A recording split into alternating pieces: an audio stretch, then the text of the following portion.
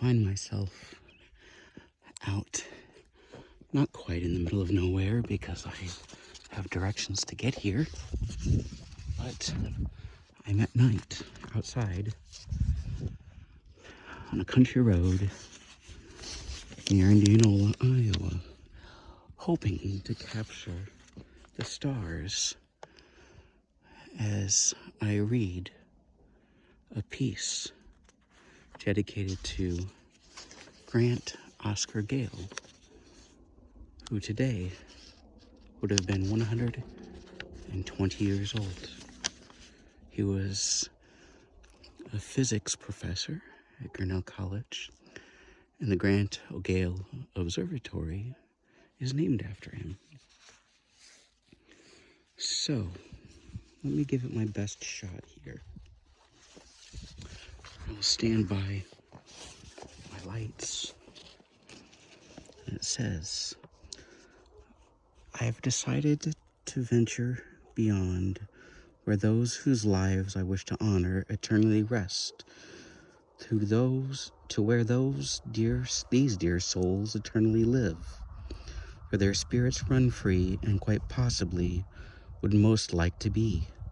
With that understanding, I find myself under the night of stars. This is titled, His Compassion for Wonder was the impetus to discover and the inspiration to learn. For Grant Oscar Gale, December 29th, 1903 to April 14th, 1998. Nothing in life is to be feared. It is only to be understood. Now is the time to understand more, so that we may fear less. Marie Curie. Our task must be to free ourselves by widening our circles of compassion to embrace all living creatures and the whole of nature in its beauty.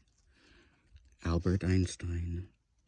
To live, to wonder, and to give others, at the very least, your time are, while comparative to the scale of the earth, to the largest body, comparative to the scale of the earth, to the largest body and form in the universe, honorably considerate and pleasantly contagious in the spirit of your legacy of knowledge and compassion. There is one point of entry into this form of physical existence.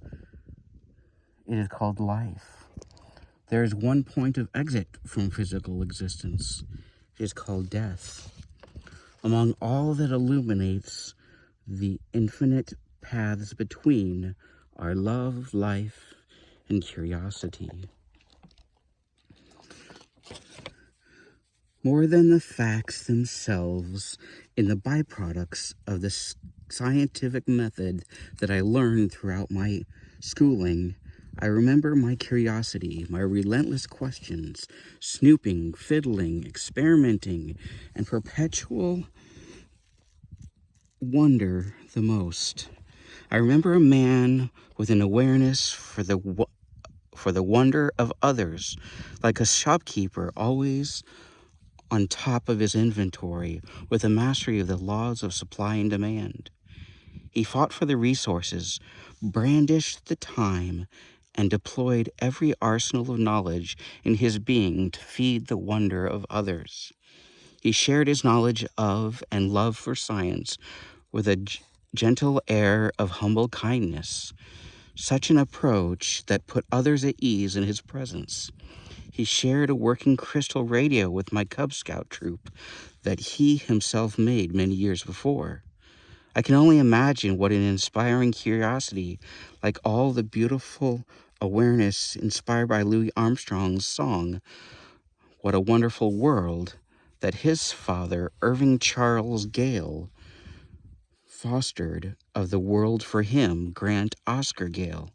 For my father, Donald Charles Irving, fostered a world of gentle enthusiasm and wonder within me for film, from the numbered countdown on the film leader strip to the last credit at the top of the screen, flying away like a bird onto her or his next great adventure.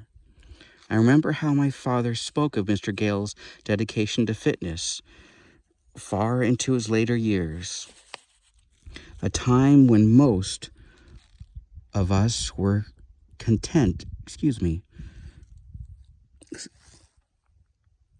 were content in being a spectator to the Earth's rotation. But Grant kept up with, if not led, the world in his swimming laps at the Grinnell College PEC pool, while sharing his perennial smile and kindness during his time there. Yes, he was perennial with the earth, as Walt Whitman saw such in humanity in his poem, America. Grant, Oscar Gale, and Donald Charles Irving, each of you never once were in all you've done and all we've known of you. You were never were. You all have always been and forever will be. Each of you are America to me, of the perennial forefront of humanity.